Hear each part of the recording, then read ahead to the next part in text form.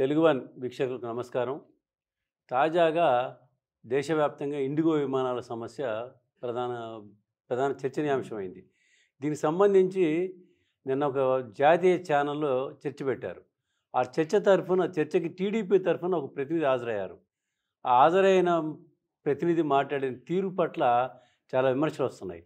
అదే నేపథ్యంలో ఆయన పార్టీ పరువు, నాయకుల పరువు కూడా బజారు వేసినట్టు కనపడుతుంది.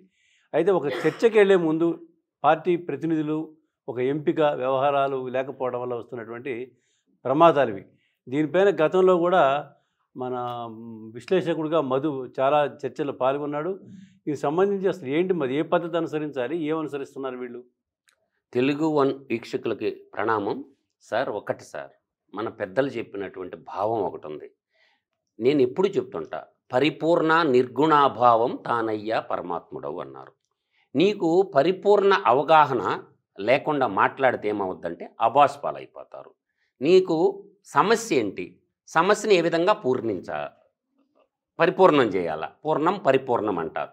ఇక్కడ వచ్చిన సమస్య ఏంది?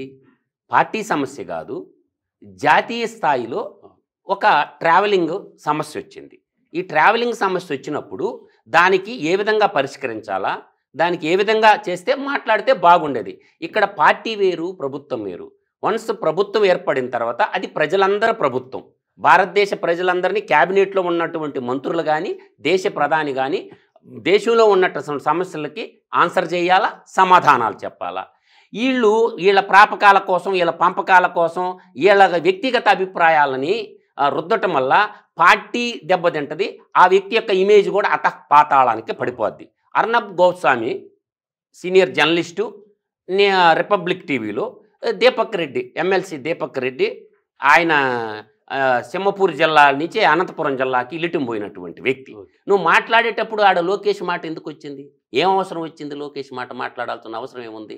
కేంద్ర ప్రభుత్వం ఉంది, ఆ తర్వాత కేంద్ర ప్రభుత్వం క్యాబినెట్ మంత్రి ఉన్నాడు. క్యాబినెట్ మంత్రి ఎవరు? ఏపీ నుంచి ప్రాతినిధ్యం వహిస్తున్నటువంటి కింజాపు రామ్మోహన్ నాయుడు ఉన్నాడు. రామ్మోహన్ నాయుడు మంచి ఇంటెలిజెంటు, మంచి వక్త. వాళ్ళ నాన్నగారు లోక్సభ మంత్రిగా చేసి ఢిల్లీలో చదువుకున్న ఆయనకి లేనటువంటి విజ్ఞానమా? నువ్వు ఆ సమస్య ఎందుకు వచ్చింది, ఆ సమస్య రావడానికి కారణాలు ఏంటి అనేది ఫెయిల్యూర్స్ని దాన్ని ఎలా చూడాలని చెప్పాలా. అది వదిలేసి మన చిడతలు కొడితే చిడతలు భజనలు చేసుకుంటామంటే ఎవరిని ఎదవలు చేయాలని? కాబట్టి నేను నేషనల్ స్థాయిలో అబాస్పాలైపోయినారు. అరబ్ గోస్వామి ఊరుకుంటాడా?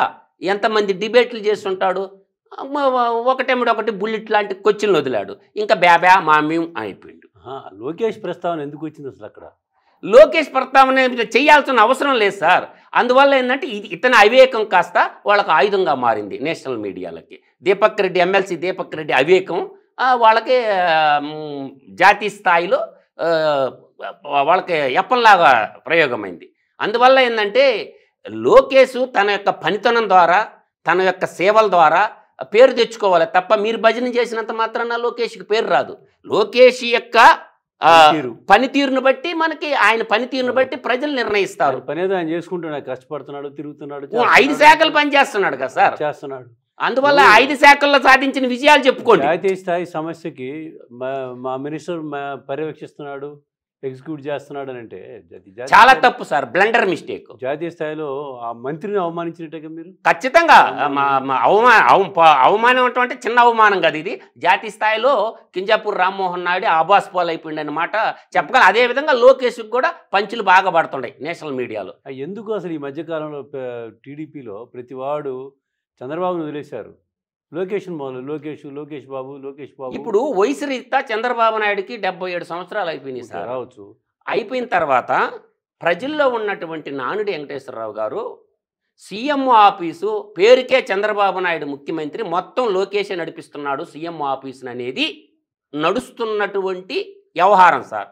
సీఎంఓ అధికారులు కూడా ఇప్పుడున్న ముఖ్యమంత్రి చంద్రబాబు నాయుడు గారి మాటలు వింటం లేదు, అందరూ లోకేష్ గారి మాటలు వింటున్నారు అనేటటువంటి CM office under control Lokesh గారు. ప్రచారం కదా సార్, వాస్తవం కూడా. ప్రచారం అని మనం ఏమో తీసిపారేయాల్సిన పని లేదు, వాస్తవం కూడా అదే. అందువల్ల ఏంటంటే క్యాబినెట్ మంత్రులు ఏంటంటే తలుపులు వేసుకొని ఆడస్తారు, అంటే వాళ్ళకు కూడా కట్టడి చేసేసారనమాట. అందుకంటే అంటే నేను చెప్తున్నా ఏకస్వామ్య పాలన కిందకే రావడం అనేది ప్రజాస్వామ్యంలో మంచి తత్వం కాదు. వాళ్ళ క్యాబినెట్ మంత్రికి విలువ ఇవ్వకుండా, వాళ్ళకి ఇచ్చిన పనిని వాళ్ళు చేయనీయకుండా ఇంకొకరికి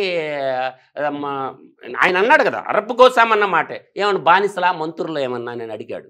అంటే ఇప్పుడు బానిస యుగం, చెంచాయుగం ఇవన్నీ కూడా మానిశ్రీ కాన్శీరామ్ రాశాడు ఒక నవల, మనం చూసాం, ఏది చెంచాయుగం అని. తర్వాత ఈయన మహాత్మా బాపు జ్యోతిరావు పూలే కూడా రాశాడు ఒక గ్రంథాన్ని.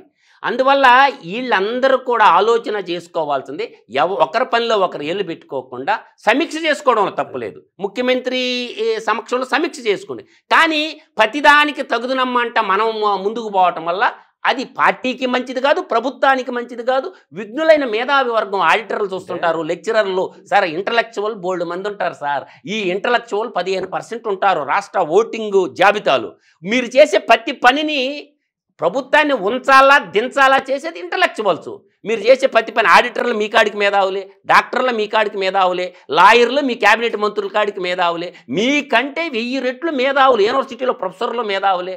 మీరు చేసే పనులన్నీ వాచ్ చేస్తూ ఉంటారు. మంత్రుల దగ్గర నుంచి రాజకీయ నాయకుల దగ్గర నుంచి ప్రతిదానికి లోకేష్ బాబు లోకేష్ బాబు లోకేష్ బాబు. అదే నేను చెప్తున్నా కదా సార్, ఏకస్వామ్యం కిందకి తెచ్చారు. అంటే పాలిట్ బ్యూరో ఉంటుంది, దానికి కొన్ని విధి విధానాలు ఉంటాయి. కొంతమంది ఏంటంటే క్వార్టరీ చేరినారు సార్. అది ఆ క్వార్టరీ అనేది లోకేష్కి మంచిది కాదు, తెలుగుదేశం పార్టీకి కూడా మంచిది కదా నేను అంటున్నాను, చెప్తున్నాను. వాళ్ళ మంచి కోరే హితాన్ని ఉపదేశిస్తున్నా. శ్రీకృష్ణుడు హితం చెప్తే విన్నారా అన్నదమ్ములు? ఇన్లా కొట్టుకొని చచ్చారు, చివరికి ఏమి లేకుండా బూడిదైపోయారు. కురువంశం నిరువంశం అయిపోయింది. అటు కురువంశమే అడ్రస్ లేకుండా పోయింది భారతదేశంలో. అట్లే లోకేష్ గారికి కూడా విజ్ఞతతో చెప్తున్నాం, వింటంలా. ఆయన చుట్టూ కొంతమంది కోటరీ చేరున్నారు. ఆ కోటరీ ఏంటంటే కనిపించని శత్రువులాగా తయారయ్యారు. కరోనా కంటికి కనిపించిందా? కనిపించలా. ఎంతోమందిని కబలిచ్చింది. అట్టే లోకేష్ చుట్టూ కొంతమంది వార్డు నెంబర్కి గెలవని వాళ్ళు, వార్డు నెంబర్కి గెలవని ఎదవలందరూ చేరి ఎదవ ఆలోచనలన్నీ ఇచ్చేసి ఆ బిడ్డ భవిష్యత్తుని ఏం చేయాలనుకుంటున్నారు? అందువల్ల ఈ ఎదవలు ఇచ్చేటటువంటి ఆలోచనలు ఒకసారి ఆలోచన చేసుకోవాలా. లోకేష్ బాబు గారు కూడా ఆలోచన చేసుకోవాలా. అందువల్ల ఏంటంటే ఈ సోషల్ మీడియా విభాగం వచ్చిన తర్వాత ఈ మధ్య ఇది అయిపోయింది, దడక్ ఎక్కువైపోయింది, భజన దడక్ ఎక్కువైపోయింది, డోలు కొట్టడం ఎక్కువైపోయింది, పిపాయి వాదించడం ఎక్కువైపోయింది.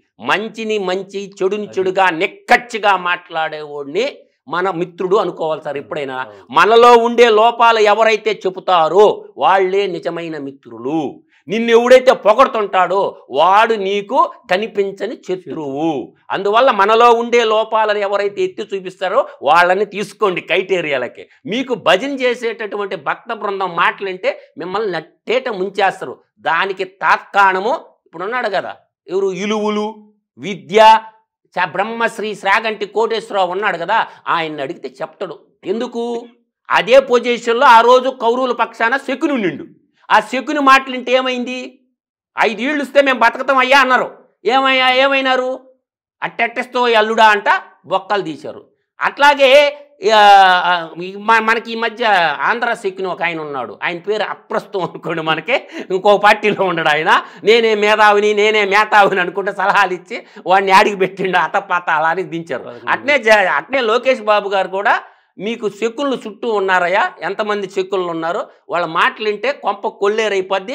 పార్టీని నమ్ముకున్న కార్యకర్తలు కూడా బలైపోతారు. కాస్త కొంచెం అదుపు పొదుపు విధి విధానాలు విజ్ఞత ప్రదర్శిస్తే బాగుంటుందని నేను చెప్తున్నా సార్. పార్టీలో పనిచేసి నిస్వార్థంగా పనిచేసి సద్విమర్శలు చేసే వాళ్ళకి ప్రాధాన్యత ఇస్తే పార్టీ 10 కాలాల పాటు ఉంటుంది, ప్రభుత్వం 10 కాలాల పాటు మనుద్ది.